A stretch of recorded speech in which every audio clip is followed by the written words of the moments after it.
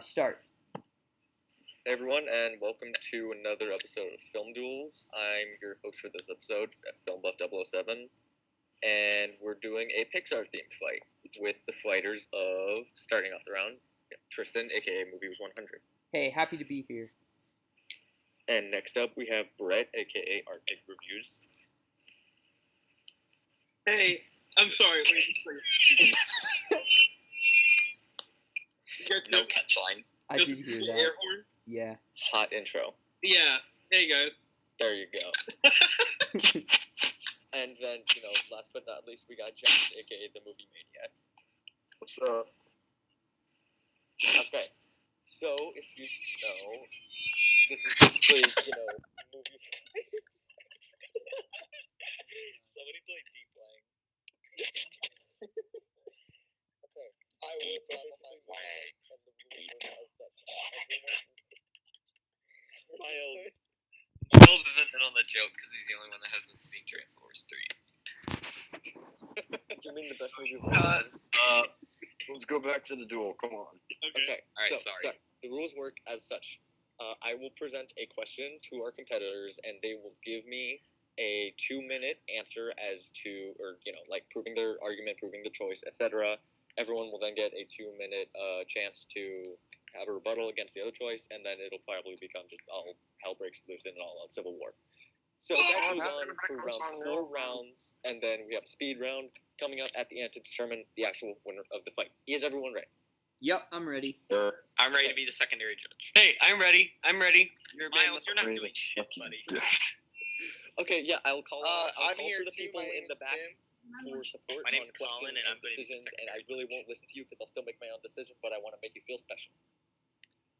It will be Alright. like the speed round for the Transformers thing. Is that good with That's all of okay. you? Oh, goodbye, Miles. All right. And now Oh, no, everybody's it's deep blank. So, It's the Deep Wang gang. All right, guys, let's do this. Such a meme. Oh my god. sorry, It's so funny. we have Wang difficulties in the chat. I'm sorry. Wait, guys, let's do this. Everyone's Alright. ready, right? We have a 1, a 2, a Okay. 3, a 4, a 5, a 6, a wang. Let the games begin, I guess. Psyched. Ding. Okay, so the first question, as this is a Pixar-themed fight, is kind of the big elephant in the room question. What's Whoa, the best don't talk Pixar all movie? like that. So, I'm gonna go to Brett first, if that's okay. Alright. Tell me So what your someone- favorite is. Yeah, so someone took my favorite Pixar movie. It's also I my favorite apologize. of all time. So I'm a little upset about that. I'm a little peeved about that, But I decided I'd go with my second favorite Pixar movie here. A movie I think is completely. I say it's the most underrated film of all time because I don't feel like people talk about it as much as they should. And that movie, Ratatouille, I think Ratatouille is their second best film. And it's the movie that I can always point to when someone asks me why I like to do film criticism. Or I'm a film critic. I'm like, invites to the Ratatouille. Whose phone is going off? I'm trying to give a presentation right now. Yeah, let Brett talk. Yes, that is right. I can't Nutrition. capacity of this No, it's not my phone. council. Anyway, yeah, that movie is it's gorgeous. Like the shots and the sceneries are fantastic. I think that's right. Oh my god. Who is this? Who is that? It's Tim. It's Tim. It's not me. It's not me. I'm on I my swear phone. to So I don't think that's me. It's not me. It's not me. Okay, let's Well- just keep going. Okay, It's like it's Brett all along. I would do something like that, but it's not me. The writing is very sharp and very strong, and I think has a really good. I think it has a very much a realistic type of approach to it. It feels like these are real grounded characters, not like cartoons necessarily, which is interesting since it's an animated movie. It actually got a nomination for Best Adapted Screenplay, so there's a good reason. Not adapted, original. And there's a reason for that. It was one of the first ones. That and The Incredibles, which were both directed by Brad Bird, so that's interesting. But I think, this is a film that has a lot to say about art and criticism in the first place, which is very much a thematic element, and I think it gets overlooked, and I think there's a lot of creativity to it. It takes a concept that on paper sounds absolutely terrible and ridiculous, a rat going in and being the chef of a Your restaurant. time's just about up. You got like 10 seconds. Okay.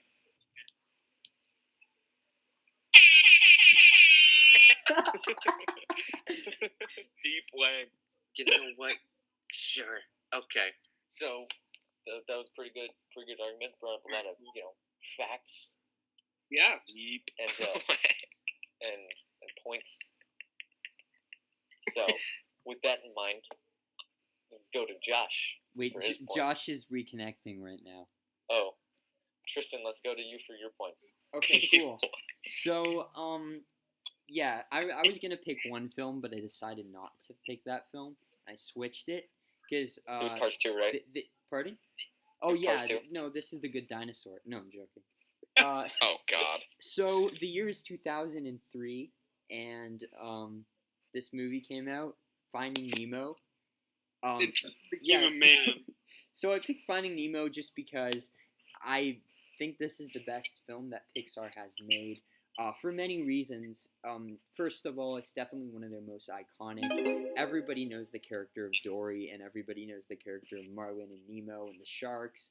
The animation in this is top notch. It's probably their most colorful film, and this really portrayed an incredible vision of the ocean that we hadn't really seen before, and it definitely started a brand of films just like it, like Shark Tale, which was not good at all.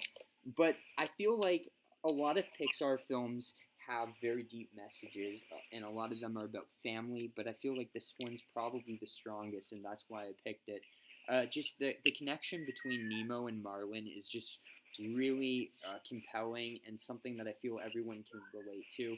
And they do it in such a creative and inspirational way that Pixar always does, but in here I feel like they do it in their most creative and brilliant way.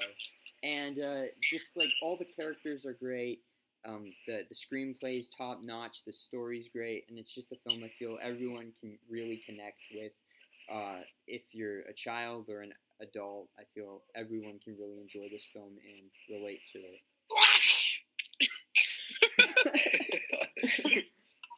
I'm so sorry.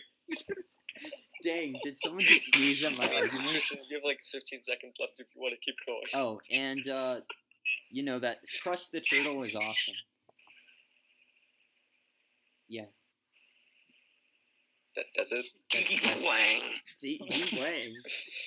It's not as good as Finding Dory, though. No, I'm just kidding. Oh, okay. I was about to get pretty mad. Okay, so that was pretty good argument there. Thank you. I'm gonna try not to be biased because that is also my favorite Pixar movie. Oh, You have good taste, sir. I like that. Okay, so now that he's back without any technical difficulties, Josh, you wanna go? Hey, Josh. Hello? Josh? I'm sorry, my Wi-Fi is really bad. Oh, no worries. No, that's okay. Alright, so can I start? Yeah, you can go. Alright, so my pick for the best Pixar film is Toy Story 3. Now, I wanted it so bad. It's my favorite movie of all time. the reason why I chose Toy Story 3 was because it's probably the most emotionally satisfying film of the entire franchise. I mean, trilogy, and of the entire Pixar universe. And this is where every character, we get to get into more emotional depth with them, and it's a good proper send off to every single one of these characters that we know and love. I think the idea that they're making a fourth is pretty stupid. It should have just ended with this one, and that's it. I will admit it was one of the few Pixar films that had me crying by the end. And the voice acting is amazing. It's by far one of the most beautiful animated films of all time. And the direction is great. As I said already, the voice acting is phenomenal. Tom Hanks is amazing. So is Tim Allen and everyone else. But I think the standout of the cast was the villain. It was one of the better villains of a Pixar film. One of the more realistic villains by far. And the film was actually a lot darker than I expected when I first saw it in theaters. And that is why I think it is the best Pixar film of all time. So All right. 3. That was all really over good the place. I'm sorry. Huh? That was all over the place. I'm sorry. No, it's fine. It's okay. So those are 3 really good. No, that was good. arguments. That was good. We got points on more points for 3 really great films. Wait, so is that it, or is there another person? No, there's more. No, it's just now it's time for people to come back. All right. So who's first? Tristan? I think Brett Right. was first. Brett, it's your Yeah. time to knock the other 2 down and make yours shine. Hmm. You got 2 minutes. Go. Make you. Alright.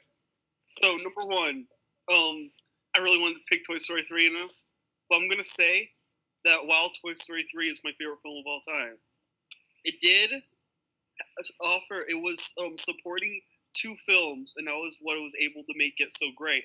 If Toy Story 3 was the first Toy Story, maybe we wouldn't have connected with it as much because it didn't grow up with us. Ratatouille just came out of nowhere and was a really weird, bizarre concept that no one thought would actually work. And then Pixar proved themselves to be a good company that can make any weird, absurd idea they came up with work and be satisfying and charming. And I think that while Finding Nemo is a great movie, I mean, another one of my favorites, I do believe that Ratatouille is a bit more mature and adult than Finding Nemo. I think Finding Nemo is very much a more straightforward storyline than Ratatouille. I think there's actually more things to think about when going to Ratatouille.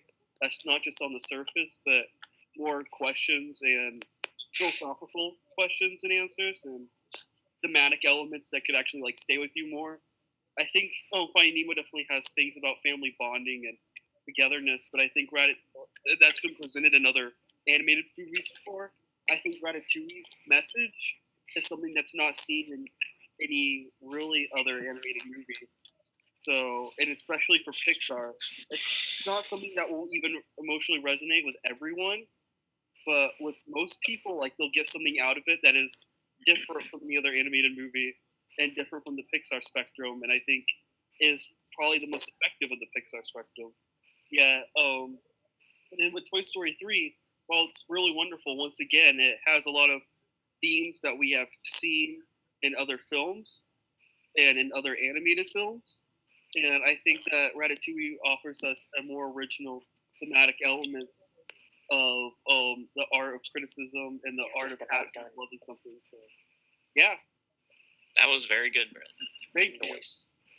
Pretty good Nice job. defense Nice job. of a great movie. So let's go on to Tristan and his defense of a great Alright. movie. So, yeah, this is a Pixar fight, and, Pixar has made some of the best animated films, some of the best films ever made, and all 3 of these are movies that are dear to my heart, but I have to fight against them. So, basically, with Cars 3, as Brett said, I feel like, sorry, not Cars 3, Toy Story. Cars, you high? Sorry, I was looking at Lightning McQueen in the picture.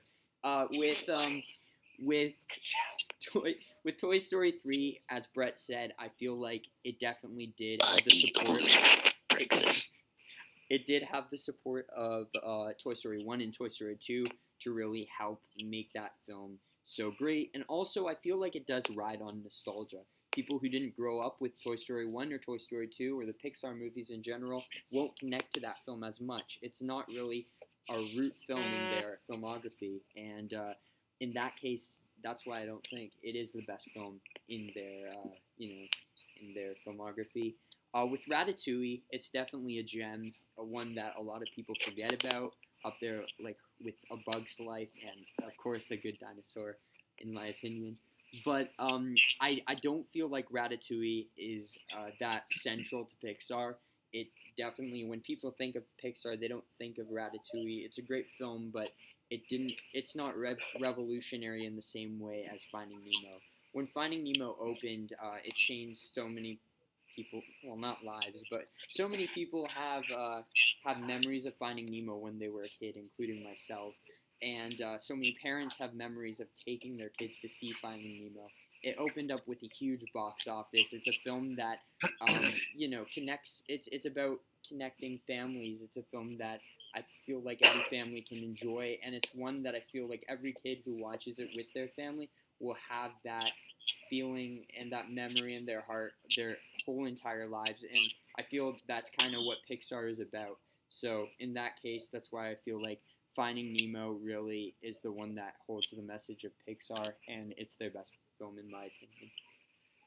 Coolio. Wow, Nice. Tristan, that was deep. Thank you. Wang. Wait, was that about Cars 3?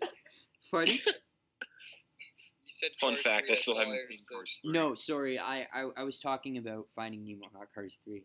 Oh, I shit, okay, I accidentally was said like- Cars 3 instead of Toy I'm going to be Story talking about Cars 2.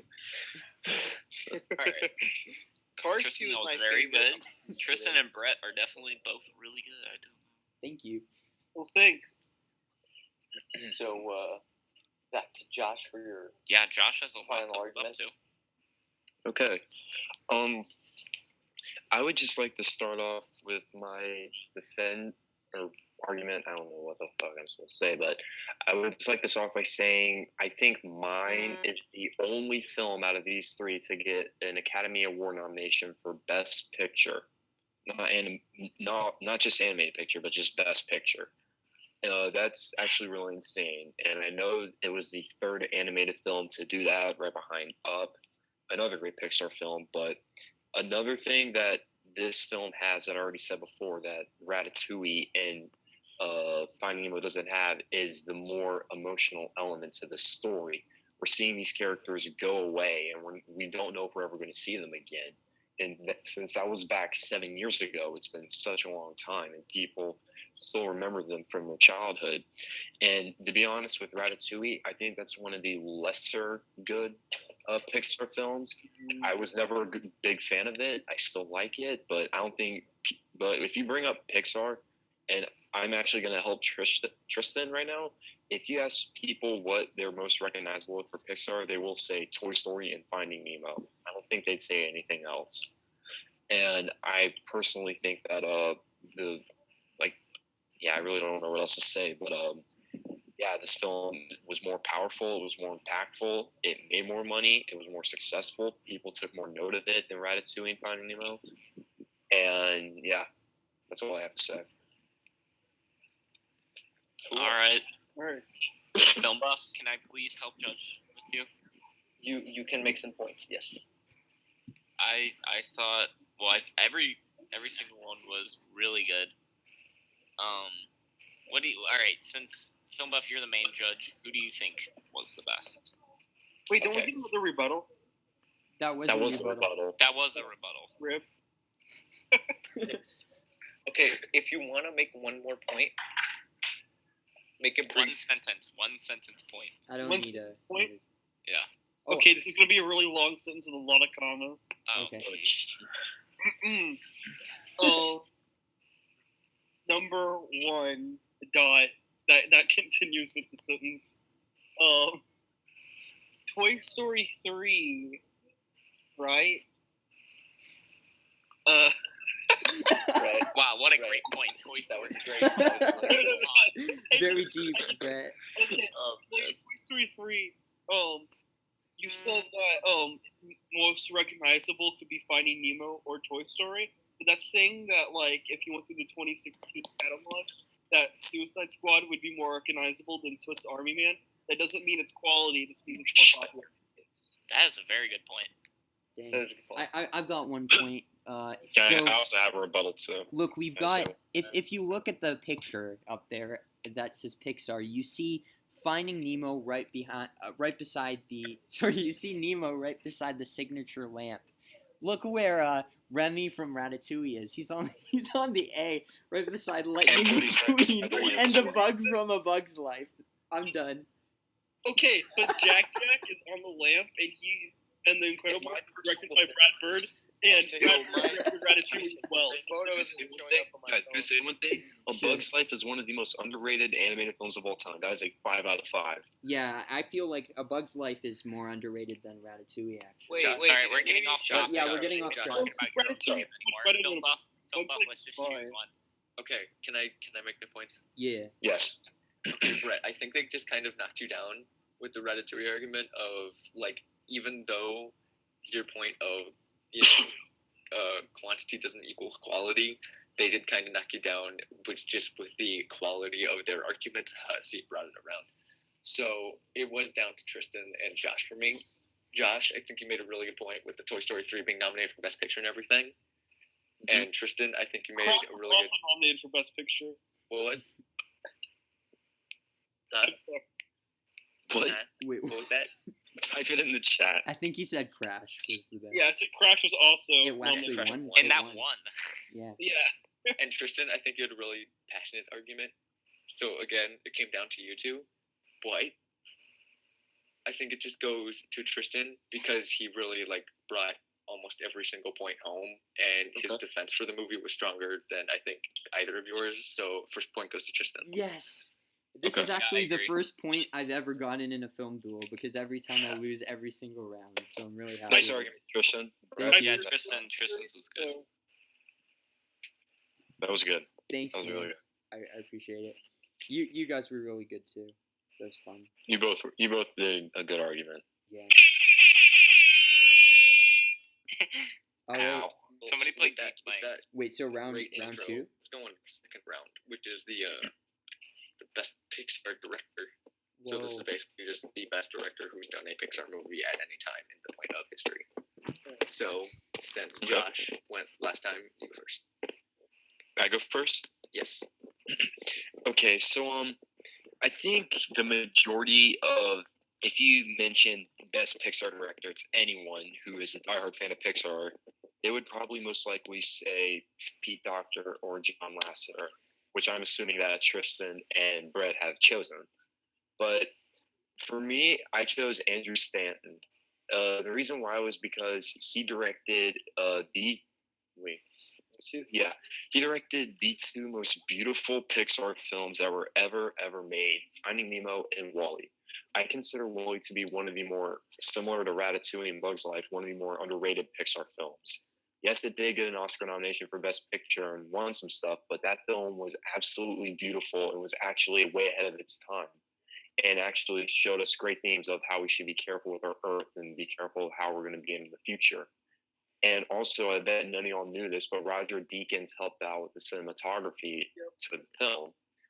And also, Finding Nemo, I think Tristan has said everything about Finding Nemo needs to be said. It's an emotional film. It's a beautiful film. It's a fun film. And plus, WALL-E and Finding Nemo had the two of the funniest, cutest characters ever, WALL-E and Dory. They're so amazing. They're fun to watch. You can't get tired of them. And also, Andrew Stanton also co-directed A Bug's Life, which is another personal favorite of mine. And Bug's Life is also a pretty great, underrated film that not a lot of people take note of. I don't Take care of it. And so yeah, Andrew Stanton is who I believe to be the greatest Pixar director of all time. Cool. Nice. All right. And wait. Yeah. So Brett, you're up next. All right. So I decided that my favorite Pixar director is Brian Fee. He directed Cars 3. I hope you're not serious. Yeah, I'm not serious. My actual choice for best Pixar director is Brad Bird. Oh, okay. He directed The Incredibles and he directed Ratatouille, and he's going on to direct The Incredibles 2. His films are the most sophisticated and the most grown up Pixar movies, and he's able to sell the worlds and the environments of these grounded situations. These other directors have big world things they can have to deal with, but Brad Bird literally takes the home to just normal places and normal areas, and they're still able to make them as big in scope and as inspiring and as whimsical as every other Pixar movie. And I think that takes a special skill as a director, since they don't have all the tools that all the other ones have with all the fancy monsters or cars or whatever. And I think that he's able to really take that home and sell it. The spectacles of his movies are really well, but they're also really grounded in some sort of reality and sense of humanity. His films are the realest of them, yet they're still able to have cartoon elements that make them distinct of Pixar. And I think all that together could make them end up clashing, but he strikes the perfect balance between how much of the animation he brings into it and how much cartoon he brings into it and how much humanity he brings to his characters and to his worlds. And I think there's, again, a really solid direction and really solid writing. You get a scope of these characters, you get what they are, who they do, what they do, and we get these wonderful, beautiful worlds that he's able to create out of places that we've seen every day that are just nearly as impressive as all these places that we haven't seen before. And that is because he knows what he's doing behind the camera and he knows how to film. So yeah, and also, The Incredibles was so good, and that world was so well realized by this director that people have been clamoring for a sequel for years, to the point where he actually came back to do it because he wanted to please his fans. There you go. Really good That was argument so nice. far. That was pretty so good. we gotta close it off with one last thing, and that would be Tristan's argument. So you got 2 minutes. Go. All right. So when you think of Pixar directors, as Josh said earlier, you usually think of two directors. The first is John Lasseter, but no one picked him probably because he did the Cars films, and the Cars I films would've are not picked- great. But the other director that you usually think of is Pete Docter, and that's I my knew choice. Pete Docter directed the two most emotionally powerful Pixar films to date, Inside Out and Oh, Up, man. which are both incredible films and ones that I feel like a lot of people can really relate to. Up was just a film when it came out. People were talking about how it's one of the most emotionally powerful films they've seen, and one of the most emotionally powerful animated films probably since like Grave of the Fireflies. The first 10 minutes Yeah, of the Tristan just got the next point. film, no, probably not. The first 10 minutes of Up are some of the most emotionally powerful and sad scenes I've ever seen in a film. They're just beautiful, and it's just something that a lot of people can connect with. Just loss of another person that you love. And with Inside Out, he took a really creative concept, which is emotions in your head, and really brought them to life with a lot of humor, but a lot of really emotionally impactful scenes. Definitely some sad moments, but there's a lot of hope in there. And I feel like that's a film that a lot of people really connected with, that if you're going through a hard time, both of these films, I feel, are films that you can really connect with. And he also created maybe the funniest and most entertaining Pixar film to date, Monsters, Inc., which is just a phenomenal buddy comedy. Sully and Mike are two of Pixar's greatest characters, and they just have really great chemistry. So Pete Docter really does demonstrate versatility. He can really create some real emotion as shown with Up, or some real humor as shown with Monsters, Inc. So that's why I think he's the best Pixar director. Cool. So with those three great points and great arguments out of the way, I'm gonna change this little segment up a bit because like the 2-minute rebuttal segment is really boring and really slow and time consuming. Yeah. I'm just gonna have all y'all like fight at once. Yes. Go. Okay. That is Okay, I'm just gonna say this real quick about both your arguments. You both gave really good arguments. Tristan, you're right. He made the most emotionally powerful films of all time. Brett, you were right. He did make the most realistic animated films. But the thing about my films, Wall-E was one of the most underrated Pixar films ever, in my opinion. Not a lot of people take notice of him. That film had so many themes about what we're doing to the earth, what we need to do, how we need to save it. In Finding Nemo, it's how we have to love our family, or else if we turn our backs on them, something bad could happen to us. I would argue that the last part of Wall-E is a little way too derivative of 2001: A Space Odyssey, and there's a lot of borrowed elements from that. Therefore, it makes it feel less original, and that has a lot to do with the direction of the film.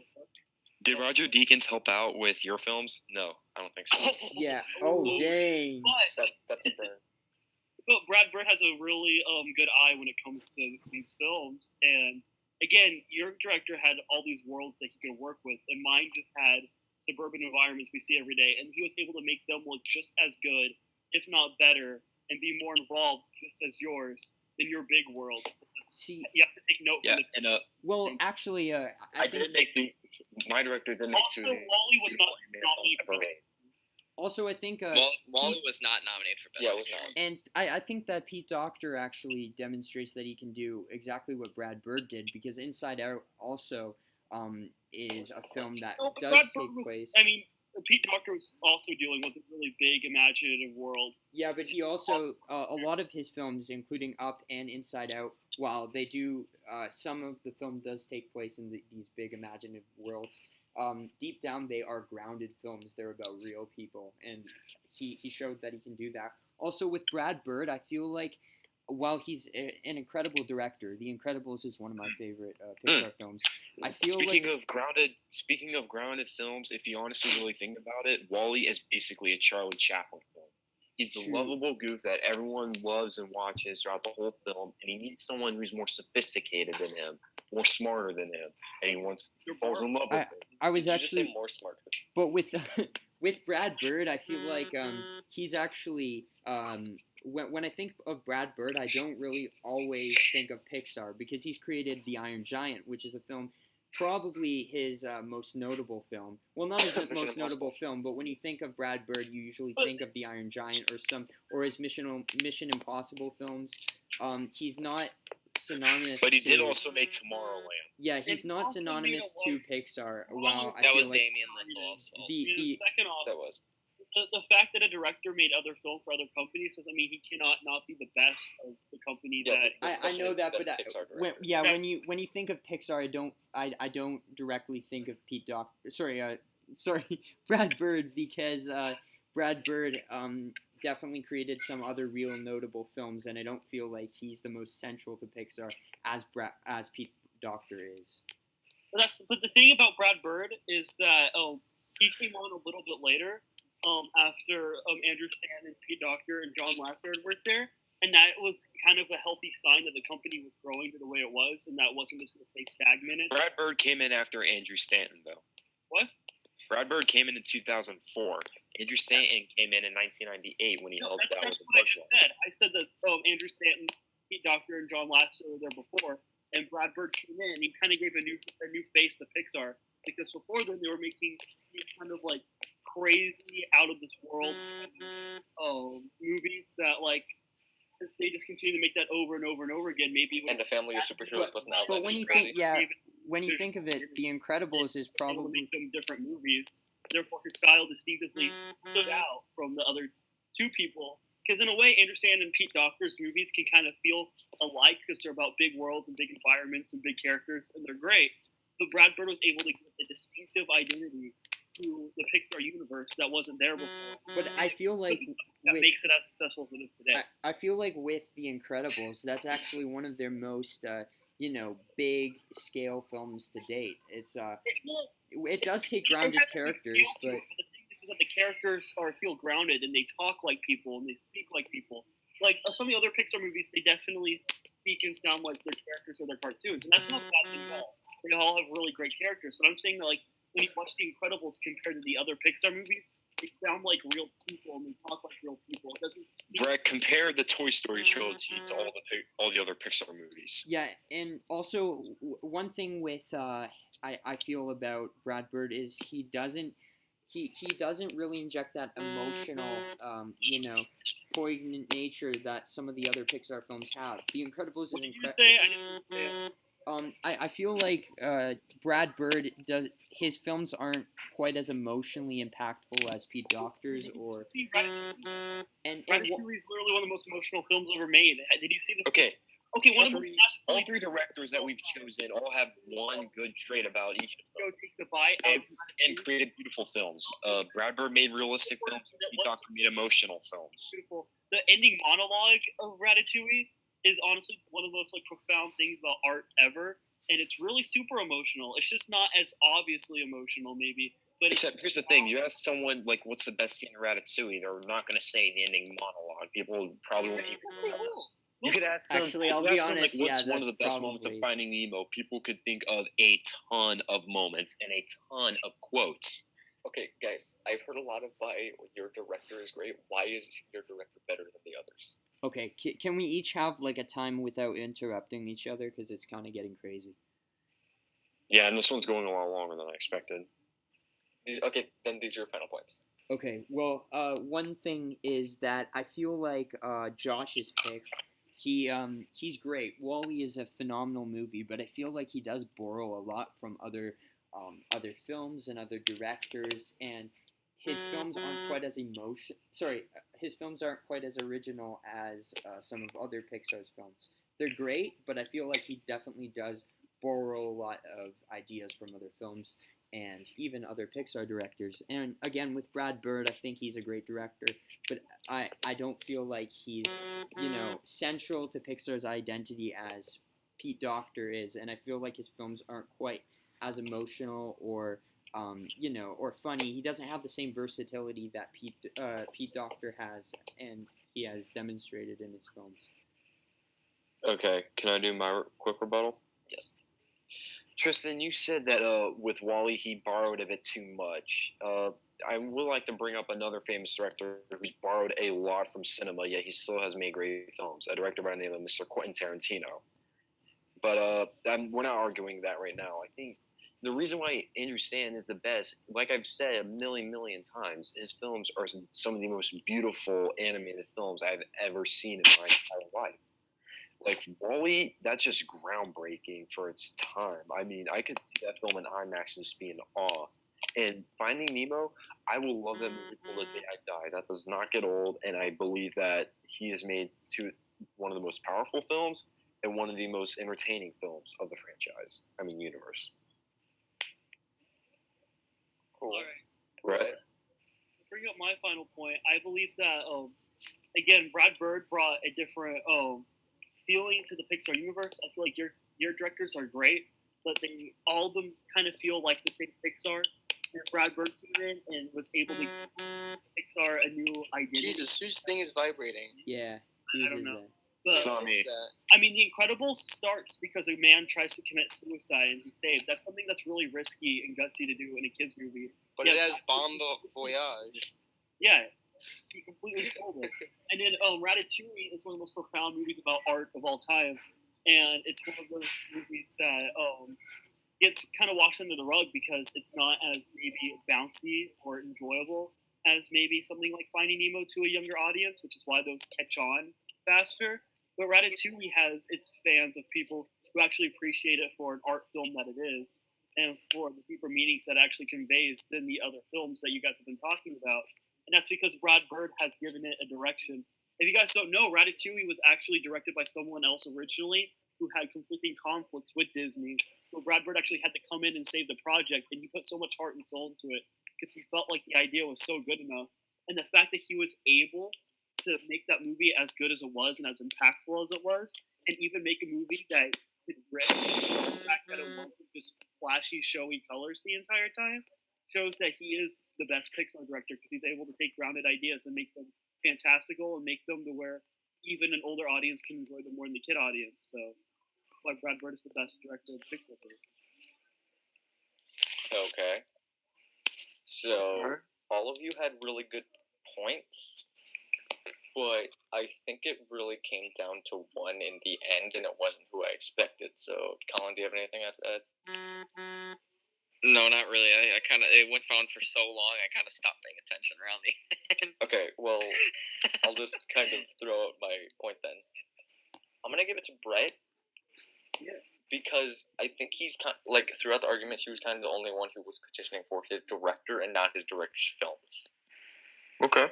Because Yeah. all of you made really good points about why their films are great, but I will Brett give you really that. I sold will me give on you why Brad Bird is the best director. Yeah, Brett did, his argument was really great. Yeah, I will admit, Brett, you made a really good argument about the director himself. Yeah. Thank you. I'm a little out of breath now. I was really passionate about that. Okay, so with two out of the way, and pretty even, we'll go on to the third. Wait, question. Huh? With the speed round, is it everyone or the two who make it? The two who make it. Oh, damn it. No, you can make it. You can Okay, definitely. so yeah, this is gonna be interesting. This is the third question, and it's probably gonna be Alright, the most lengthy I'm question. gonna go, guys. All right. Colin? Bye, Yeah, Colin. I gotta go to bed soon. I'm gonna Okay. wake up early. See you, Colin. Good night. Alright, bye. This is gonna be a while. I'm gonna give probably more time to this than any of the other questions because I think you need more time. I'll give you 3 minutes. Yeah, definitely. And 3.5. Do 3.5. I'll go 3.5. I don't think Okay, I'm gonna the need third that. question to everyone out there listening is pitch a Pixar cinematic universe. This is gonna be interesting. Okay. Uh, Tristan, Oh, I'm first? Okay, cool. you want to go first? Yeah. So a couple Okay. of years ago, probably like 2011 or 2010, there was a YouTuber who created this theory called the Pixar theory. And Yes, I've the heard it, Pixar I've theory. seen this. yeah, and the Pixar I've- theory basically suggests that all of these are created. So, sorry, are all of these characters in films are in the same universe called the Pixar I bet I know Cinematic what you're Universe. going with. So, basically, what Marvel did with the Marvel Cinematic Universe was pretty genius. They took all their characters and they put them into one movie. And there's this game called Super Smash Brothers, and if you know Super Smash Brothers Brawl, no, this is not where I'm going with it. Don't worry. Um, if you played the Subspace and Missionary, all these characters were once trophies, and they end up, fighting because they end up coming into this universe because this character named Taboo basically brought them all together, and they were all trophies. So I kind of built off that, and basically, also this idea was inspired by Christopher Robin and Winnie the Pooh. Basically, you have all these characters are actually toys, kind of like Toy Story, but they're like action figures. Every single character is an action figure in someone's room, and basically, because Pixar, it's suspense. You suspend reality. It's not all real. It's a lot of imagination. These characters end up coming to life, and because if you see with some of these villains, they basically there's this magic, and they all end up coming to life, and the villains end up teaming up, and all these heroes, Woody, you've got Buzz Lightyear, Carl, they all have to come together um, to save the world from these villains because they've come to life. So you've got like the guy from The Incredibles. You have some Jackson Storm, and basically, they are all going to, take over the world. So you've got these characters, and they have to go stop them, and that's my pitch. Sorry, that was. Okay. It's actually really good. It's better than mine. Oh, thank you. It's probably better Probably- than mine too. It's really bad. It's pretty interesting. So that's your what's it called? It's called Heroes of Creativity. Cool. Okay. Lame title, but Yeah. You know what? I'll keep that out then. You don't have to give a title. Okay, cool. There you go. That's out. Okay. So who's next? Josh. I'm next. I think so. Okay. Well, for my universe, since Film Buff's really, he's only heard, it's really just a mix of two specific Pixar films that I've brought up multiple times already. And there were two ways I thought about how this universe could have gone. I don't have a name for it, but it is A Bug's Life meets Wall-E. Now that right there must already confuse you a little bit, but like, hear me I out. feel like it's gonna have something to do with the cockroach. No. So in A Bug's, there were two ways of thinking this out. Here's my first way. One, we all know throughout Wall-E, he's protecting this tree, this plant. And in the Pixar theory, that tree grows up to be the tree from A Bug's Life. And so I thought, why not mix those two together? So as the tree grows and as Wall-E gets older, he sees that there are more bugs coming to life, and they take notice of Wall-E. And like Wall-E's like a god. He's like a god to the bugs and all that, and all the ants and cockroaches and mosquitoes and whatever there was in Bug's Life. And another way I thought about going through this universe was have the tree in A Bug's Life be the last surviving plant on Earth besides the one Wall-E finds. Like, we see the world is deteriorating. The bugs are dying. Everything is dying. The tree's dying. We're losing food. It's basically like Soylent Green at this point, I guess is what you could say, or Planet of the Apes. And then as soon as right when they think it's all over, they bring in robots, and one of them just happens to be Wall-E. And Wall-E notices these bugs, and they think, you know what, this robot is our friend, and Wally thinks, I like these bugs. But as life starts to deteriorate, as more robots start to go away, Wally realizes that the tree has to go away or something. I guess maybe there was a darker side of Wally that we don't know about. And so Wally destroys the tree and destroys all the bugs with it. And the only surviving bug was a cockroach, who was his best friend. And later in Wally, when we find out that there was one plant left alive, he probably has a flashback of all the bugs and realizes what he's done is wrong. So that's what I have. Cool. That was all over the place, to be honest. I just improvised half of that. No, that's good. No, it was so much better than mine, man. It's interesting. Okay, so Nice. these two crossover things are underway, so we got one more to go. And this Brett's, you wanna pitch us your cinematic universe? All right. Cars 3 in real life. No, wait for this. All right. So you know in the Cars movies, right? With aliens.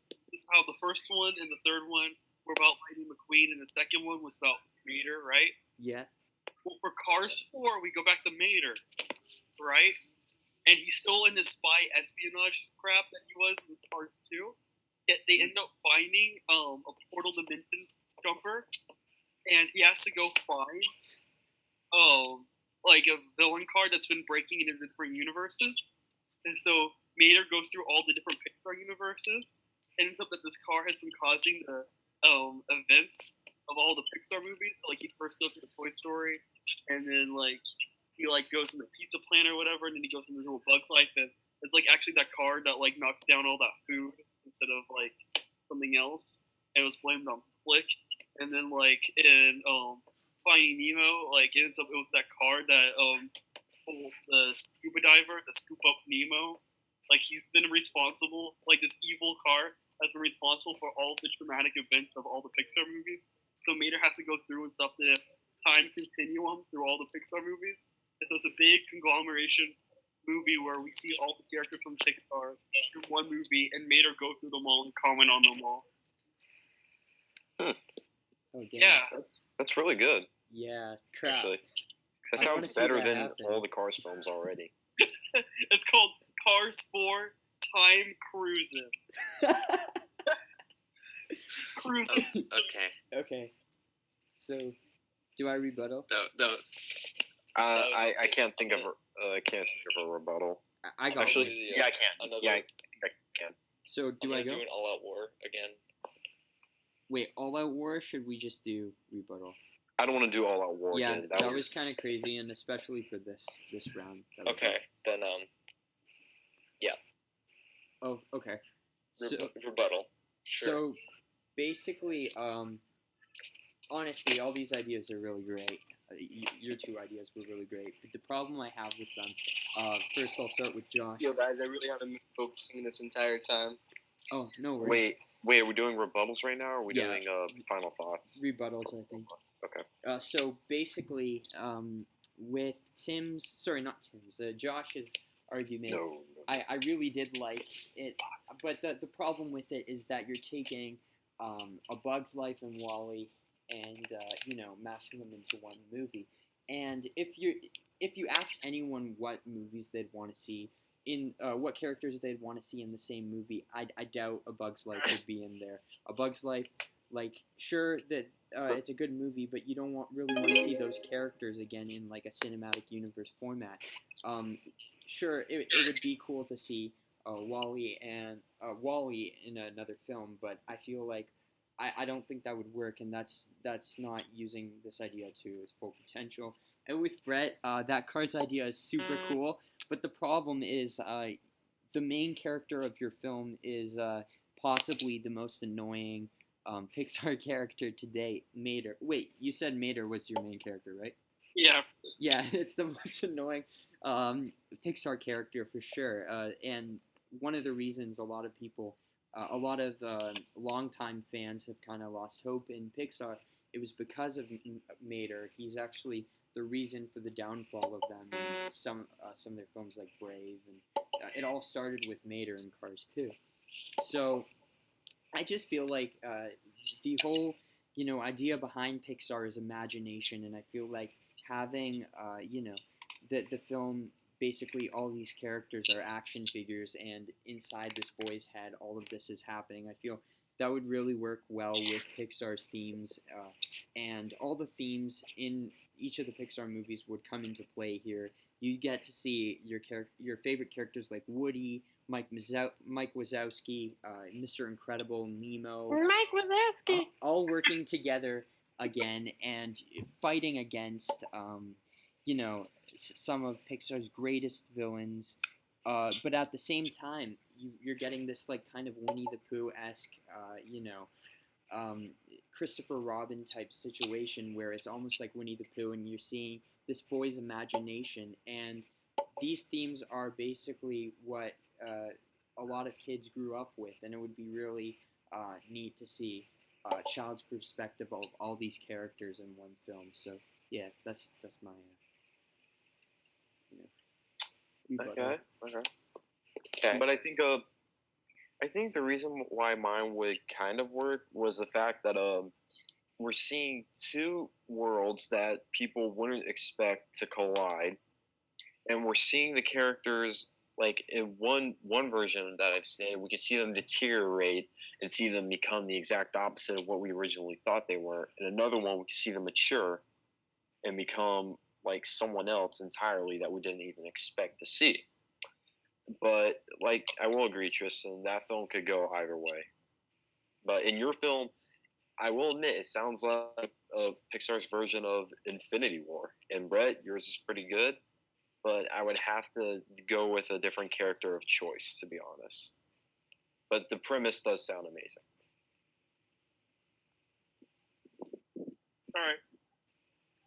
Is it my turn? Yeah. Yes. All right. So what I'll say about your guys' is that I guess they are both in a cinematic universe. Yeah, in the end, a lot of the fun of these movies and a lot of the enjoyment from these movies are seeing these own little stories come together. So I feel like in a way, in colliding them, like I feel like all of them being figures in the end kind of cheapens the stories that originally happened, and seeing kind of Wally and a Bug's Life collide together kind of cheapens what happens in their world and their stories. In mine, all of their worlds and stories are still intact. There's nothing that's being ruined or tarnished about them. It just ends up that in the background, Mater and this evil car are racing around. And Pixar's always about second chances. And so they know that it was a big mistake putting Mater in Cars 2 the way he is. So maybe in this one, they can retool his personality and they can make him different. Maybe this is Mater our universe and realizes what good role models they are and realizes the errors of his ways and how he can be over obnoxious sometimes. And he can become a better person because of what he sees through the messages and the morals of the Pixar universe and these stories that come together as he's trying to race after this car. You can see the good person that Mr. Incredible is as he goes through The Incredibles. You can see the passion, the dreams with Remy whenever he goes through Ratatouille. And you can see the love and the determination of Carl when he goes through Up, and then he can realize that he needs more ambition in his life than just what he's been doing, and that he might have been annoying, but he can change his ways.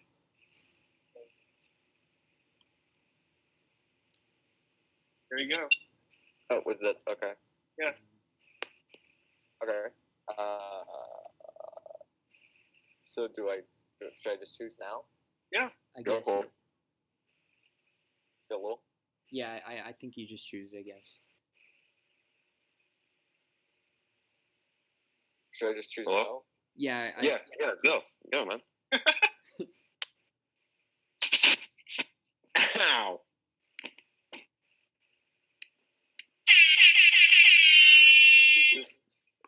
My volume was up really loud, and that just fucking hurt. Do I just choose now? Sorry. Yeah, you just choose now. Yes. Yeah, okay, so my audio went out for like a few seconds. Okay. So well, Brett. Alright. Brett. Yours is kind of it's you put Mater in it. And it doesn't really seem to have any cohesive narrative or even theme. So I'm sorry. It's a cool concept, but like, no, I'm sorry, Brett. you're out of this one, but you know you're still good for the next one. So it was down to Tristan and Josh for me. And I mean, Tristan, your Pixar Avengers thing was interesting, but I don't know if there was like No way. You didn't really pitch much of anything that resembled Pixar. It just kind of Is this felt really like Avengers with Pixar characters, and I love Avengers, but like, can we have something else? You know what? I'm gonna stop dragging this out. I'm giving it to Josh because he had like the most heart and the most kind of creativity of melding worlds together in his pitch. Woo! So I'm just gonna give it to Josh. That's some fresh BS. Oh, so now we all have. 1v1, 1v1. Oh, dang. So- Okay. So it's 1 point to all of you right now. Wait, what's the score right now? We Yeah, all one have point to one. literally all of you. Okay. So that Dang. means So- we have to do a. This is Oh, by far the best film duel we've had, probably ever. Yeah, like it's amazing. This is amazing. This is so good. So this I next wasn't really question- paying attention for most of this. It's really good, man. You missed Brett's epic laugh. Whoever wins this next question will immediately be in the speed round. Yo. But then I have to create a new question after that to determine who else is in the speed round. Shit, I might lose this one. I hope I win this. I think I've Okay. got it. I hope I win this too. And Okay. if not, I hope I win the next one. So, first question, and this is the one to determine one person who goes into the speed round. This is best Pixar character in history of their entire filmography, the best character. So, I'm going to start with who went last time. Brett, I'm going to start with you. Oh, Brett. I'm gonna start with you. Go now. Go. my favorite Pixar character is Anton Ego from the film Ratatouille. Talking of Ratatouille this entire time.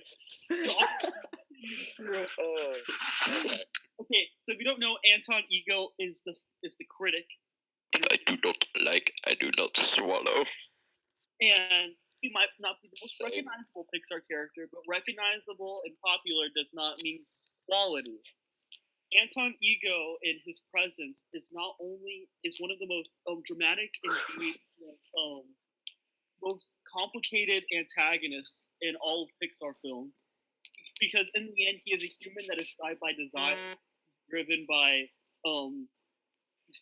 passion, by success. In very few words, whenever he bites into the ratatouille, we're able to see his past, we're able to see this traumatic event that happened to him that we can all connect to a certain part of our lives, and then the connection that he had with his mom, a pivotal moment in his life that inspired him to be a food critic. And in that one moment, we get this guy, we get what he's passionate about, we get what drives him, and we personally connect with him, because no matter what you feel as a person, you can connect to that moment where you bite into the ratatouille. Therefore, I think in a way, Anton Ego is the most relatable of the Pixar characters, because the other Pixar characters all have certain defined features, and he does have certain defined features, yet he also has very simple things that can make him connect to us more. And in his review, we see that he is a deep person who does a lot of critical thinking, even more than I think most other Pixar characters, and that he's able to say all this stuff about art. And I know he keeps saying that. It's just because this movie is so good, and this character is such a well fleshed out character, because he just always stuck out to me every time I watch that movie. It's that character that always sticks out with me, because I feel like even though he is an antagonist in most of the movie, in the end we see this real sense of humanity to him, and we get what makes him drive, and we figure out in the end that he's not a bad guy, like he has a job to do, and he's just searching for the next great thing, like we all Ding, ding, ding. of life. Time's up. Okay. Okay. Alright. That was a surprisingly really good argument for a character I didn't even think would have a good argument for. Good job, Brett. That was good. Thank you. Thank you. There you go. Okay. Tristan, I think next. Oh, my turn? Okay. I think yeah. So I thought long and hard about this question, just because Pixar has so many great characters. As Brett said, Anton Ego is definitely up there. You've got Wall-E, you've got Woody, and some really great characters. But I feel the one that You're gonna pick the lamp, aren't you? Yes, I'm gonna pick the lamp. No, I'm joking.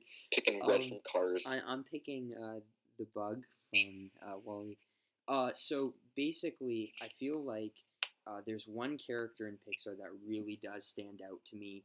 One character that definitely has the deepest backstory, and one that just really drives the movie he's in, and that's Carl Fredricksen from Up. Now, Carl, in my opinion, is by far the most complex character in Pixar and one of the most incredible characters in cinema, in my opinion. Just because you can really feel for him, and his arc in this film is incredible. Can I do spoilers for Up? Is that okay? Yeah, of course. Oh, okay, okay. So, basically, you see in the first 5 to 10 minutes of this film that he was once a very happy kid. He was someone who had lots of passion, creativity, and he met the love of his life. And unfortunately, she passed, and that just wrecked him. He became a grumpy old man. He lost all passion and creativity, and lost. He really just lost his soul. He was just a lost soul, and he didn't have anything that made him happy until he met the boy Russell, and Russell just really changed him, and his adventure with him just really his arc throughout this movie just made him uh, finding becoming back in touch with his passions and his creativity, his love for adventure through Russell is just something that I feel a lot of people can connect with. He's a brilliant character, and yeah, that's all I have to say. Cool. So, another surprisingly good argument for a character I didn't think would have a good argument behind it. Okay. So, let's go on to Josh. Okay. All right. So, I heard that. What happened? yeah, someone's spitting their mic. Never mind. Anyway, as Tristan already said, there are so many great characters like Woody and Lightning McQueen and Nemo and all them. But surprisingly, I went with Sully from Monsters Inc. Now, Now, the reason why I went with Sully, excuse me, was that Sully is essentially, if you think about it, out of all the Pixar films, he's the soft-hearted tough guy, the quintessential soft-hearted tough guy of the entire Pixar universe. And like when we see him, he's a tough kid. He's a tough guy. He's big. He's built, I guess you could say, and he has a lot of friends. He's very famous. A lot of people know him. He even has a rival, for crying out loud. But then after we are introduced to Boo, he changes completely. He becomes completely protective. We see this soft side of him that we think a monster couldn't have at all. But this one little girl changed him for good. And slowly he vowed to protect her until she got back to where she belonged. And when he had to give her up, he was completely devastated. He was broken. And spoilers for those of you who haven't seen Monsters Inc., we see him. He is devastated. His soul has been crushed when we see her door being shredded in the I can't remember what it's called, the wood chipper, and he's just broken. And at the very end, when Mike has fixed her door for him, like as soon as he opens that door and he hears Kitty, he glows up. He has finally found another part of happiness inside of him. And yeah, I think Soul is one of the most underrated, most developed characters in Pixar history. Another awesome argument for a character who I didn't think would have an awesome argument behind him. Okay, those are all really good points and everything behind what you just said. So now we're going to go back for defenses, I guess, starting with who went first, Brett. Brett Yeah. went first, Yeah, Brett went first. So number one, the Sully argument, I would actually argue that Sully doesn't actually change that much as a character. He is the tough guy at the beginning, but he's actually just doing his job and scaring people. he's always kind of the chill, cool, relaxed guy that you think would be caring of his friends. It's because his job is scaring. We even see in a moment in the movie whenever he screams at the screen just to show how it's done, and then accidentally scares Boo, and he feels bad about it. Like he would have felt bad about it before too. He didn't necessarily change. He's a nice, caring guy, but he scares for his job. That's what he does for his job. He's a big tough guy because that's what his job requires him to be. Still, at the very end of the movie, he's still popular. He's still the big tough guy. But he was caring all along. So I would actually argue that there isn't as much to an arc solely as maybe you think there is. And then with Carl Fredricksen, he was a great character. But the thing is that we have seen that character before, even like the different Clint Eastwood movies. I'll give you that's probably the most well executed it's ever been. But we've seen characters that have been broken down by something, like maybe Manchester by the Sea, who have been depressed, and then something goes along in their way that makes them happier and find self worth. The thing about Haley Chandler in Ratatouille is the fact that he is a villain character at first. We see him as conniving and judgmental, kind of like that critic from Birdman. And we expect him to be the villain. We expect him to be the big force that this restaurant has to go through. And in the end, he ends up being the most glowing person of the restaurant. He ends up being the biggest supporter. The film takes a twist on us as we realize and see through his eyes kind of the bite into the Ratatouille in that moment of self-realization. Through that moment, we get completely who he is in character. And I would even argue that Up gives us 10 minutes to get into a character and know who he is. Ratatouille gives us 30 seconds, and it does the same effect. We immediately know what this guy does. We immediately know who he is. We immediately know what drives him. We immediately know about his past. We immediately know what's important to him.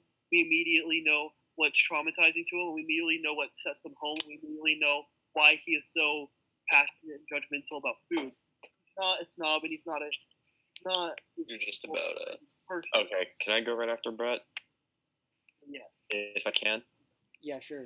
I'll go last. yeah. Is that fine with you, Tristan? Yeah, that's good with me. Yeah. Okay. Okay. That's You what said, I'm just going to argue against your character real quick. You said immediately we were introduced him right from the get-go, we know why he is. That is false.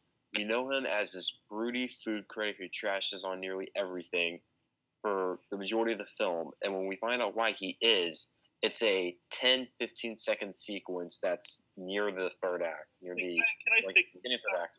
quick? I didn't say we immediately got. I said that once that montage happened, we immediately got who he was. Not whenever he first came on screen. I wouldn't say montage. It was just more like a quick snippet of a 15-second sequence. And Sequence. and the thing about Sully, he is. The reason why I had to scare Boo, he is. Yeah, you're right. He is still that tough guy, but that's because he has to be that person for the rest of his life, for his job, to maintain his popularity and for how people know him. And really, the only other people who knew him as a really nice guy were the people who worked at Monsters Inc. and Mike and his boss. But still, he was a completely different person around Boo. And he very cared for her as if she was his own daughter. And God knows what happened to Boo. I mean, maybe she's grown up and forgotten about Sully. Maybe Sully has forgotten about her. It is a devastating story. When he does say goodbye, that is one of the most devastating scenes I've ever seen in an animated film. But for real though, Sully, he develops with scene after scene. We always see and learn something new about him. He's tough. He's built. He's also a really nice guy. But then he also becomes really depressed with losing someone he absolutely cares about. See, he's the quintessential animated, soft-hearted, tough guy. Tristan, you can do your rebuttal. All right, cool. So, first I'll go with Anton Ego. Brett, that was a really good argument. Only thing I'd say against Anton is that I feel the reason why, why Anton is the character that people, why people talk about him so much is because of that one moment. I don't think it's because of the character himself. I think that you could replace that character with any villain of the same nature and, you'd have the same emotional impact. It's the moment that really makes that sad and emotional and beautiful. It's not the character. And with Sully, I feel like, again, I love Sully, but I feel like he has more of an arc in Monsters University than he actually does in Monsters Inc. As Brett said, he really doesn't change too much. Yeah, you see that he's a soft guy, but I feel like in Monsters University, he definitely undergoes more change. And I feel like Sully really, the thing about him is that he's a good character, but I feel like that feeling of loss. I feel like that was done way better with Carl. I feel um, Carl's, you see the scene with Carl losing Ellie, and it's one of the most emotional scenes of all time. It's beautiful. Then you see his relationship with Russell and how Russell really changes him, and how he really starts to feel again. He was numb. He lost all sight of everything that he once loved, and through his adventure with Russell, he regained that. And I think that's one of the most beautiful character arcs, not only in a Pixar film but ever. Sure, it's you see similar characters in Clint Eastwood films, but it was done here perfectly, and it was beautifully executed. And by the end, where you see the last scene of Paradise Falls and him saying "Bye, Ellie," I don't think there was a dry eye in the theater. That's one of the most beautiful scenes, and it's because you really get to connect with this character. He's just a great character. Cool. Okay, so doesn't really. Can I just ask how long this has been going? Oh, hold on, I'll check. It's been going 1 hour 11 minutes, so already longer than the Transformers one. Yeah. Okay, an hour and 11 minutes. I haven't even been focusing. I've just been looking on Instagram the entire time. Nice. Nice. This has been This is longer than any film. No, this is better than any film movie fights I've ever seen on. Hey, we don't mention that name. It's copyrighted. This is not movie fight. This Film Duel, I think, is easily not the a best. knockoff movie fights. This is a teenage version of movie fights called Film Duels. Just edit all of this out. Completely different. Wait, so Just censor me. Like I'm saying random curse words. Just beep beep beep beep beep. Yeah, just do that because wait, Street where? Junkies are gonna sue us. Also, can I after you pick a winner or whatever? Can I get my laptop charger real quick? It won't take too long. Well, yeah, okay. That was really okay. This is more of like a what's the word? Tribute. Yeah, wait, let Film Buff judge, because we're getting nervous. Okay, go ahead, Film Buff. Wait, what's your Street Junkies, please don't sue us. I love you. Wait, Film Buff, who do you? Hello? Yeah, I know. I'm trying to. You still there? Yeah, I'm here. Oh, okay, cool. Yours, Film Buff. So everything that each one of you said was actually surprisingly in depth, and I didn't really expect that coming out of any character choices. And you actually kind of showed me parts of them that I didn't see, even though I love every single one of these movies. Surprisingly, I might have to go with Brett on this. Yes. Because it's the most outlandish choice, and it's the one I didn't even think would make it. What do you choose again? Anton Ego. Oh. But I think his argument just brought so much depth to the character, and something that I didn't expect you to bring at all. Everyone else made really good points, but I think he really fleshed out why he is the best character. Well done, Brett. Simply a good character. Nice. So, oh dang, it's good job, Brett. Me and Josh. Yeah. So Okay. you're in the speed round, confirmed. Yay. Can I get my laptop charger real quick? Yes, you can. All right, cool. And you're not going to fight in this one because it's a speed round question anyway. This was like a preset to the speed round? Shit. No, okay, so an hour and 30 minutes long. Okay, now let's there's a go. tiebreaker, right? You got to find out who else is in the speed round. Wait, is this going to be just a regular match like the last few questions, or is it going to be? It's going to be a speed round, but you're going to keep each going to get 30 seconds and then a 20-second rebuttal. Dang. Okay. Okay. Okay. All right. So wait, when you tell the question, give us 10 seconds or 15. Give me 15. I'll give you as long as you need to answer. Okay. Okay. Question is, what is the absolute worst Pixar film? Worst Pixar film? Brave. Okay. Who said Cars 2 and who said Brave? Wait, can I change mine? Actually, no. I'm good. Josh, you said Cars 2? Yes, I did. Tristan, you said Brave? Yeah. Okay. Oh, damn it, I wish I said Brave. Josh, Yes. you have 30 seconds. On the spot, go. Okay, Cars 2 is absolutely annoying. Mater, as you said before, is one of the most annoying Pixar characters ever. He is basically top billing for this film. And Lightning McQueen, he is in this, but not as much as Mater.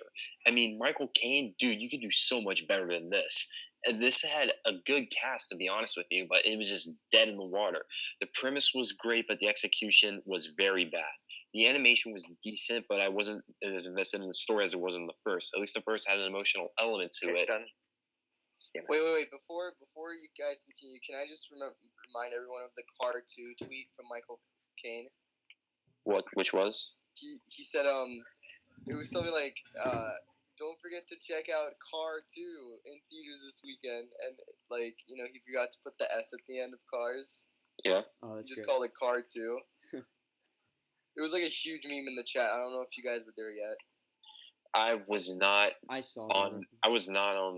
That Popular was back when like Finley was there. So All right. If this was back in 2011, I was not there. no, it wasn't in 2011. It was like last year. Was it like around this time?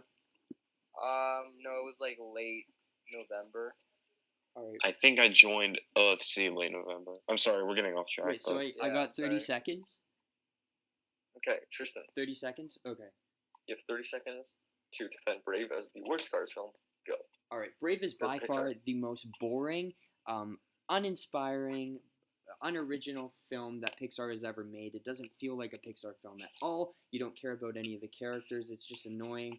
The thing is, I don't even know what the demographic for this was because no one really cares about Brave. It's definitely the most forgettable. There weren't really any messages in this. And yes, other than like a mother-daughter message, but we've seen that done so much better than Finding Nemo. It was like Pixar was ripping off their own. Oh, sorry. Okay, Josh, got 20 seconds It's a rebuttal? to Okay. defend yours, but also to attack his. Go. Right. Okay, mine is way more worse. At least yours is at least a little entertaining with its humor, and at least your humor works, and your characters aren't as annoying as the ones in mine. Plus, I don't know if I already said this, animation is much better in your film than it is in Cars 2. And also, Brave, it actually has some terrifying stuff in it. I'm not going to lie, the bear freaked me out a little bit when I first saw it when I was a lot younger. And also, the message is, damn it. Okay, My turn? Tristan, you have 20 seconds starting when you speak. Go. All right, so Cars 2 is actually a film that a lot of kids like. They actually scheduled a third one because kids really like the character of Mater and the character of Lightning McQueen. Brave, they don't even know what the demographic is because it's not a film for kids. It's too boring for them. It's too, unoriginal and not deep enough for adults. It's just a muddled film, while Cars 2 actually has some fun scenes. Okay. I think I have a winner. Tristan, you were Yeah. a little bit too stuck up on the whole demographic part of the argument. All right. And Josh, you did bring out a lot of really good points as to why Cars 2 is the worst film in the two. Dang. Okay. Okay. I mean, So- everyone knows Cars 2 is the worst. No, I actually think Brave is worse than Cars 2. So, The more I think about it, Brave is worse, but I do hate Cars 2. Tristan, Yeah. I apologize. Oh, no worries. But Josh, you're going Dang to it. Okay. Good, nice job, Tristan. You did well. Thanks, man. That was a good You argument. too. Tristan, you were amazing in this whole thing, and you got a lot of really good arguments. Thanks. I've said that And everywhere also- you go, but now you're going to help me judge the speed round. All right. I don't know if this would have helped you, Tristan. I'm sorry if this makes you feel bad, but another defense you could have used for a Brave was that it felt more like a DreamWorks film than a Disney film. Oh, yeah, true. That I could don't be. think it does, though. I think it more so feels like a really cheap early 2000s Disney movie. It failed at trying to create a new Disney princess. I will And say. somehow it won Best Animated over Wreck-It Ralph, which I Oh. still don't get. Over Wreck-It Ralph. The entire second film dedicated to Merida now, so like they're Wait, trying. I'm looking it up. What it won over at the Oscars? I'm sorry. What over Wreck-It Ralph? Okay, so Something else. I apologize. It won over Paranorman and Frankenweenie as well. Two other good animated films. Yeah. okay, so going into the speed round, Tristan, you're gonna help me judge this. All right. Tim, I guess if you're still here, you can put in your input. Yeah, I'm still here. Okay. You can do that. So Just playing Black Ops at the same time. both of you have 2 points at this point. So Okay. I'm assuming the first. Wait. Brett, you've done this before. How does this work? Oh, how does this work? Yeah, you say you ask a question for us, and then No, I know how speedrun works, but like, how do I determine the winner? Oh, okay. So basically, how many questions do you have? Six. 6 speed round. Okay, so And Brett they both has have 2 2. points. Basically the first one up to 5, I guess. alright. Cool. So And it's You just both like ready? the speed round we just did. yes, pretty much. Okay. So, Wait, no, not. Should it be the first one up to 5 or the first one up to 4? Wait, so can I help out with judging this? No, first I'll go one up to 5. 5. 5. Okay. I'll go 5 because 4 is gonna end really quickly, I guess. Yeah. Hey, can I help out judging this or not? You can. Yeah. Alright, You can help me with. You can give your thoughts. Okay. So first question. You both ready? Okay, go. Who is the funniest character in any Pixar movie? Oh, Mike Wazowski. Ham from Toy Story. Oh, damn. Wait, what? Ham, the pig from Toy Story. Oh, Ham, the piggy okay. bank. Alright. So Brett, because you answered first, you get to go first. Alright, so Mike You have 30 Wazowski. Wait. You have 30 seconds to clock. Go. Okay, so Mike Wazowski is literally a character built on laugh. His character design is hilarious. He has this one big expressive eye. He says the funniest lines in the entire movie. And at the end of the movie, they literally turn scares to laugh, and he runs the laugh floor. So he's literally the funniest character. I said he runs the entire laugh floor. His whole job is to make kids laugh. So in essence, he is the funniest character. His job is to be funny, and he is funny, and he makes kids laugh. And that's an entire arc of the movie. So Mike Wazowski is the funniest Pixar character in that regard. Time's up. Okay. Lead points. Josh. Mike Wazowski. How long do I have? You got 30 seconds on Ham. Or Ham. Okay. Sorry, Ham from Toy Story. Now? Yeah, go. Okay. Ham is played by John Ratzenberger, who has probably the most recognizable voice in any Pixar film to date. He's been in almost every Pixar film, like I've already said, and his voice is just so iconic, but the way he says stuff is also pretty funny too. Ham, he delivers serious moments in Toy Story, but he also delivers funny moments. He's one of the funny comedic characters that I love to watch every time I watch Toy Story. He's actually one of my favorite characters in the Toy Story saga. And Miss Dr. Evil Porkchop. That's fucking hilarious. Am I wrong? Cool. Brett, you have 20-second rebuttal. Okay. Starting when you speak. But Ham, like you said, is a kind of a side character who sometimes says funny things. Mike Wazowski is one of the main characters that's literally whole goal is to make people laugh and to make kids laugh. Ham's whole goal is to make kind of sarcastic remarks and have serious moments. But Mike's essence character is to be the funny comic relief that ends up actually saving the scare company because he's funny and he laughs. He does, yeah. Okay. Josh, you got 20 seconds when you start speaking. Go. Yeah, but the thing is, when Ham makes a sarcastic remark, it's actually funny, and it actually works with the situation that's going on, that's happening right now. With Mike Wazowski, it does make people laugh, but it doesn't really help the company until the very end of the movie. Ham, it's throughout the entire film, through and through. Unfortunately, got a clear winner. Brett nailed the.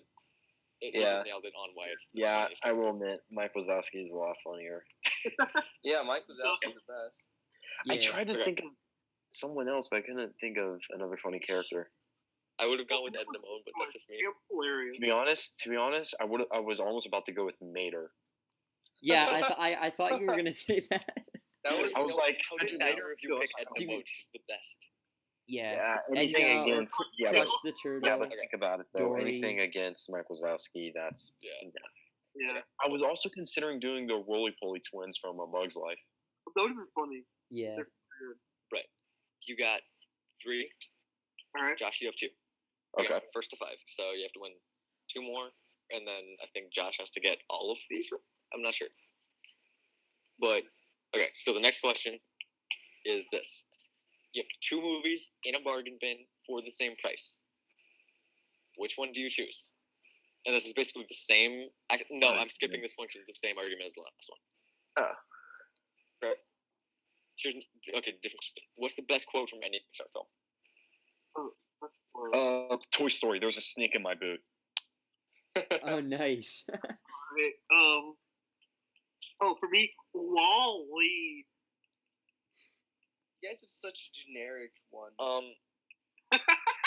Okay, I'm letting you redo it if you want because I feel bad for you right now. Okay. Yeah. I'm letting both of you redo yours if you want. Okay. You should- Okay. Dude, you should do Ka-chow. Please. What's the name of the little kid in Up Again? I forgot. You don't need the name. Just give me the quote. Like the little kid's opening monologue when he's reading the book to Carl Fredrickson. Give me the quote. Like, my name is Carl. Fuck. You know what I'm talking about, though. I got mine. In many ways, the work for a critic is easy. We risk very little, yet enjoy a position over those who offer up their work to our self-judgment. We thrive on negative criticism. Wait, no. Right. I know it. I know mine. The bitter truth we critics must face is on the grand scheme of things, the average season Brett has argued against for. So, but there are times when the critic truly risks something. That's a discovery and defense of the new. The world is often unkind to new talent, new creations. The new needs friends.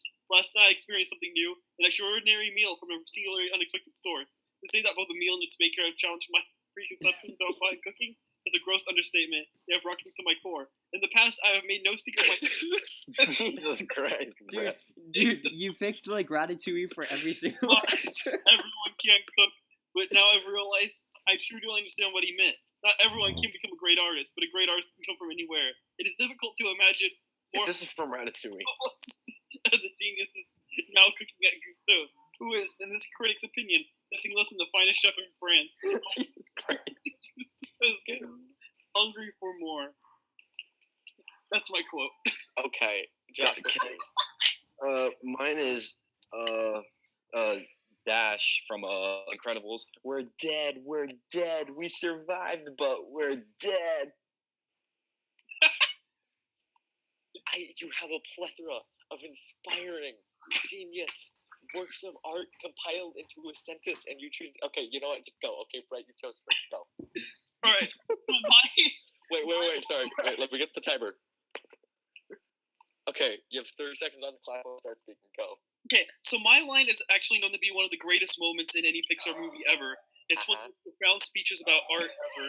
It is featured in several different lists of the best monologues and best speeches of all time.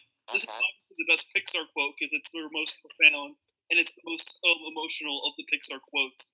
And it provides extra depth to the character that we hadn't even discovered before. Previously, it developed the movie more, developed the character more, developed the situation more. It's provided more. Okay, Josh. Go. Oh, no. Restart, please. Okay, yeah, fine. It's when you start speaking. What do you say? All right. So in that film, that joke, it just comes out of nowhere. It hits. A bunch of people miss it, but I didn't. I thought that was perfectly timed. That was perfectly executed. It's way funnier than a freaking monologue that not a bunch of people are gonna remember in a few days. And plus, out of all the videos I've seen with Incredibles in it, that's the one clip that people always use over and over again. It's freaking hilarious, and Dash is one of the coolest characters ever in Pixar history. Okay. Rebuttal. 20 seconds on the clock when you start speaking. Go. Okay, but that line doesn't add anything or make any development in the story. It's just a funny, kind of quirky line in the movie that works. But in Ratatouille, this actually brings the character and the depth to a whole other level. And this is actually a sequence that does stick in the mind of many people afterwards. Doug Walker, even the nostalgia critic, called it one of the greatest moments in any movie he's ever seen. Okay. It actually has stuck to people. Josh, 20 seconds when you start speaking. Josh? I know. What? Okay. So, just what you're saying, it's a freaking monologue that not a bunch of people are going to remember. It's not a quote that people are going to look up every day in a single Pixar film. People are going to look up quotes from Pixar films that they are aware of, that they know, that they want to listen to, that they think are enjoyable. Like the generic Woody ones and like Tow Mater without the T and all that. Those are quotes that people want to hear. Buzz Lightyear to the rescue. And so is this one. We're dead. That's one of the funniest stuff. That's one of the funniest lines I've ever heard in Pixar film. Okay. Sorry again. Got to go to Brett. He brought up really good points. I actually like Josh's a lot. Yeah, I was actually gonna pick Josh as well. Okay, well, if that's Josh is a good argument. You know yeah, I thought Josh's was really good, and Brett's was more of a monologue than fine. a quote. Majority rule. There you go. I'll give it to you. No. So, yes, there you go. Josh gets a point. So y'all are Wait, even. what? Wait, sis, that was just a random joke in the middle of that movie. Y'all are even now. Guys, Brett, yours is a monologue that I barely remember. yeah, Yeah, no, I don't even remember. no, because that. Brett's argument was really good, Remember, 'cause you but haven't seen it in 5 years, doesn't mean. Well, in my defense, it's best I haven't quote, seen not best Ratatouille in years, best so- Okay, monologue. you know what? No matter who this point goes to, you had like the biggest pantheon of the best quotes of all time to choose from, ranging from Ratatouille to Toy Story to like Wall-E. You could have, dude. You could have just picked "I'm Tomater" without the "t." I wish someone picked Ka-Chow. You could have picked To Infinity and I would have Beyond. picked That's, like, Kachiga. literally- Chiga. Yeah, y'all picked a joke, you threw away joke from The Kachiga. Incredibles, and a monologue that no one remembers from Ratatouille. I just Everyone remembers this monologue from Ratatouille. Who no does? one remembers It's that. definitely, it's No really one memorable. remembers It's Quote that just everyone like, remembers. I should have Anyone picked- can cook. Anyone I can should have. cook. I should have picked "Just Keep Swimming." Just keep Aw, swimming. There you dang. go. or It's Infinity and anything. Beyond. Infinity and Beyond would be a good Jesus. answer. Okay. Okay, you two wanted it to go to Josh. Yeah, I think. Tim, Yeah, Josh. I'm gonna give it to Josh just to keep it interesting, okay? Yeah. Just to keep it interesting. I'm Okay. actually legitimately upset right But Brett, now, you are giving good arguments, so I'm That's not why going you to. don't choose pretentious monologues. but now, I am You're going to talking, make it go Tim. You're talking to a 4. big Pixar So fan. basically, whoever gets the next point wins. True. Wait, what's the what? Whoever gets the next point wins. Oh Jesus! Wait, All really? right. Are you Brett, sure? you. Better win. I'm rooting on you. Wait, Oh man. wait. okay. Film Buff. Do they both like? How many points do they both have? 3 and 3, Oh, really? I think. Right? No, yeah. I don't think so. I think Yeah, Josh they is do. too. Because Brett won funniest character and Josh just won best quote. Oh, so 3 and 3. So 3. next one wins. I'm going next one wins. Oh, dang. Okay.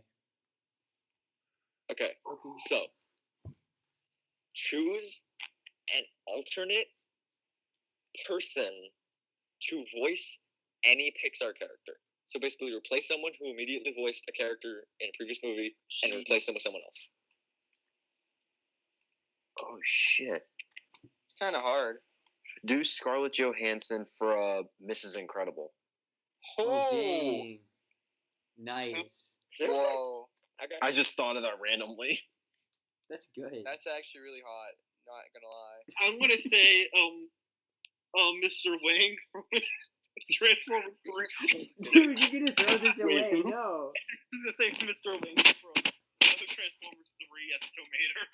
No, dude. Are you Wait. actually going Ken Jeong Wait, as who from Tomater? Transformers 3? Get John. No. Wait, No. Dude, no, you're gonna throw away your entire thing. Who from Transformers 3, Brett? I'm kidding. That's So basically who- Ken say them. Jeong. letting Josh win this. I'm going to say oh goodness gracious almighty. This is a hard one. That's the most like Christian thing to ever say. Yeah. I'm going to say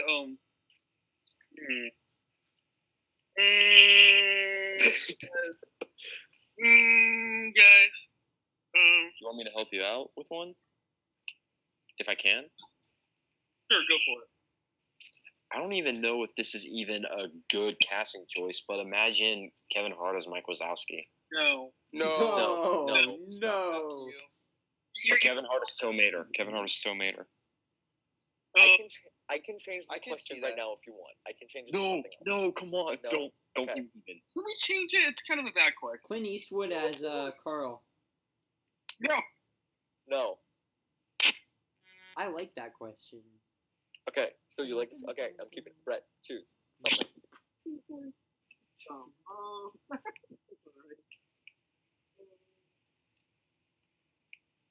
Dude, Wait. So who is Josh doing? Scarlett Johansson as Mrs. Incredible. you wish you were doing Scarlett Johansson as Mr. Incredible. I'm already voting on that. Like, just like imagine that. Oh my god.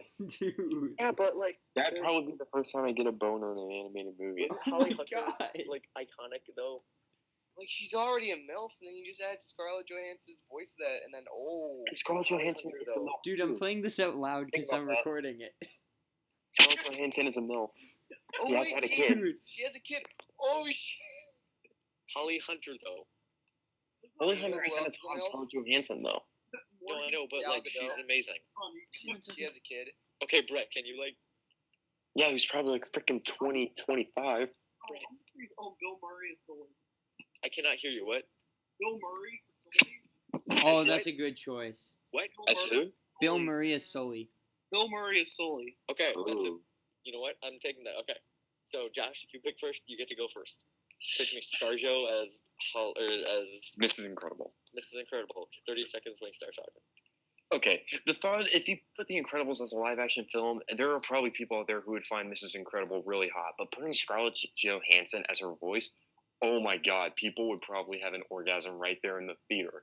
But I'm seeing just having an orgasm at the thought of it. Scarlett Johansson is one of the most beautiful women alive, and her voice is so sexy, and putting her as a sleek, slick female superhero, a thick superhero, is a pretty Hey, good guys. one. Hey guys, you want to know something? I ate breakfast at one table away from her, and I had to listen to her. I know, I voice. saw that. Okay, your argument's I'm done. gonna send by the the way. picture again because I just want to make you guys jealous. Yeah, argument's done. Well, okay. Okay. Dude, Brett, you my got life... 30 seconds when you start talking for Hang on, can I say something quick? I think my life, if I saw Scarlett Johansson nude, I would have lived my life already. You could have Under ended the Skin. Watch I've it seen again. under the skin. I've seen under the skin. I need to watch it. That Well, movie's that's good trippy, for but you. also you get that. Okay. Wait, You what? See Scarlett Johansson nude. Brett, Yeah. Brett. This isn't our Pixar show. That's literally how they sold the movie, just by saying, "Oh yeah, you get Right. to see Scarlett Johansson nude." All right. 30 seconds when you start talking. Bill Murray. Sully, go.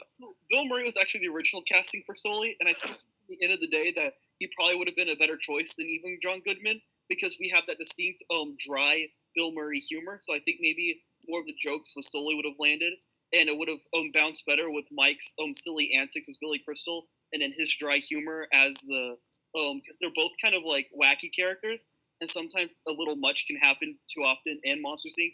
It's really hard to focus on the humor or what's kind of going on in the situation. And also, your entire argument for Elastigirl, am I done? Oh, my entire argument with Elastigirl is that she'd be like hot if she was in it, but that doesn't like help the No, have you seen her? Like her voice is just sexy and like Yeah. without her body. It's Like, kind I'm of not not, though. agreeing with you, but I'm saying that wouldn't add anything to the character. She's a Yeah. love. Okay, well, you just got like 10 more seconds, so I'm going to give Josh 10 more seconds. I'm so sorry. I didn't know that you would cut off. It's fine. Yeah, you're good. So, Josh, you get a 30-second rebuttal, and after that, I'm going to give Brett another 30-second rebuttal, okay? Okay. So, Josh, 30 seconds when you start speaking. Go. But seriously though, Bill Murray as Sully, I mean, he's already done Baloo, and that's already an iconic voice. I don't think he should have done another Disney character.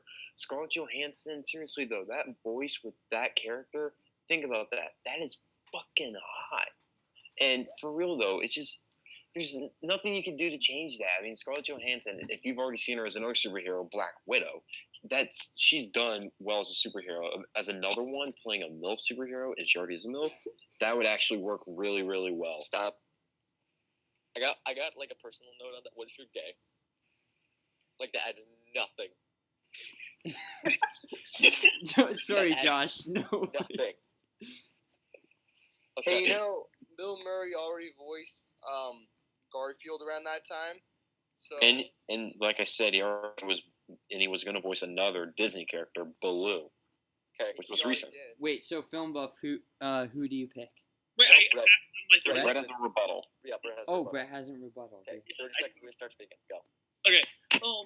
My whole problem with your thing is, first off, Baloo is years after Monsters Inc. came out, so that's not even in the question of Bill Murray voicing a Disney character. Also, you didn't say anything that would actually help the fans. I can't hear you. We can't hear you, Brett. Oh, okay. Can I restart then? Is this better? I'm gonna Yeah. I'm gonna reset you at like 15 seconds because that's where you were at when you start cutting off. Okay. Okay, cool. So So, that's okay. There you go. what I was saying is that they said nothing that would actually help advance the movie or the story. They said that she'd be attractive or hot, but that's not really something that would help the Incredibles do a more better message. She was good as the mother as she was. Bill Murray as Sully would have added more humor and added more of a dry sense to his character, which could have helped the movie. Stop. Got his humor more. So, yeah. Yeah, but then again, this isn't if someone will help change along the story. It's just who do you think would be a better voice for that character? Yeah, but I'm saying that it would be a better voice because but that's a factor into your voice makes a better movie. Wait, Okay. Yeah. This is kind of like the most obvious one. Yeah. And again, I'm really sorry. All you said was she's hot. Yeah, that's a really bad argument. Sorry, Which is Josh. true, but like, who cares? And also, Don't disagree with you, but it's yeah, also because it's a kids movie. I'm going with Josh. Brett, I gotta go with you. Yeah, Thank Brett for So sure, Brett because wins. like Pixar's a kids it's a kids movie that doesn't like make it. Scarlett Johansson was in another kids movie. It's not supposed It's not to that give you an orgasm. It's not that just it's a she be kids movie. It's just that voice. like that was a bad argument. I'm sorry, Josh. Yeah, I I know. mean, the fact that you said she's a MILF or something, playing a MILF. Tim, your fantasies can be like kept in your mind or in another chat. No, I'm talking about Josh's. Josh, your fantasies can be kept in your mind or in another chat. The fantasies will always be Hey, guys, imagine if this like whole thing gets really popular, and then like random kids start watching this, and they're like, "Oh shit, it's Pixar." And Imagine then if y'all are outed for your dreams of Scarlett Johansson voicing. I bet she'd be on board with that. Is anyone even listening to this up to this point? Didn't they already give up? Probably. Oh no, they're done. Probably. Actually, Psycho I do- Reviewers like I the do only the one same who thing with the watches Screen entire thing. Junkies ones because they're like an hour and a half long, and I'm just like I'm just gonna like skip to like the only one that I'm interested in. Okay.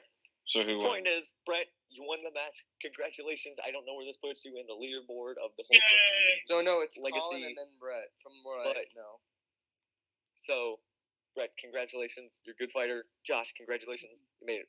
You made it this far. You're a strong fighter. And Tristan, thank you for participating. You were amazing. All your fights were great. All of you were amazing. That wraps Nice up job, this Brett. episode of Nice Film job, Duel. Tristan. Thank you. Check out our fighters on Instagram. Tristan is at Movie Reviews 100 on Instagram. Brett is Such a at generic Arcade name. Reviews on Instagram, and Josh Tim is was the strongest fighter of us all. Huh? I believe Tim was the strongest fighter of us all. Yeah, Oh, I agree. thank you. yes, and then Josh is at _movie_maniac on Instagram. Thank you, everyone. I am your What host about me? at Film 007. Oh yeah, well Tim's here. He's our spectator. He's at the Starfather Movies on Instagram. Thank you for Can I your. plug my YouTube real quick? Yes, you can. The Scarfather reviews. Follow Oh, me sorry. at Brett Scott. I do a podcast called The Art Ship every week now, and I'll also do various other videos on there. So Scud as in school, but then with yeah, There you go. And you know what? Follow me on Twitter. It's just at Josh Loves Movies. No space, no caps. And Tom y'all Hardy's follow my me on profile Twitter. pic. Right now. also follow Blue Illuminati. You won't get anything. Wait, what? I said follow Blue at Illuminati, Tim. Wait. Was that my old Instagram? Yes, Yeah. it was, Tim. That was your old one. Follow at Rebels of Ray. Follow at yeah. Follow at Rebels All right, of guys, Ray. I'm gonna Dude, that's end such a this now. throwback. Okay, no. Follow me, your host, at FilmBuff007 on Instagram. Thank you all for watching and listening. Have a great day. That's such a throwback.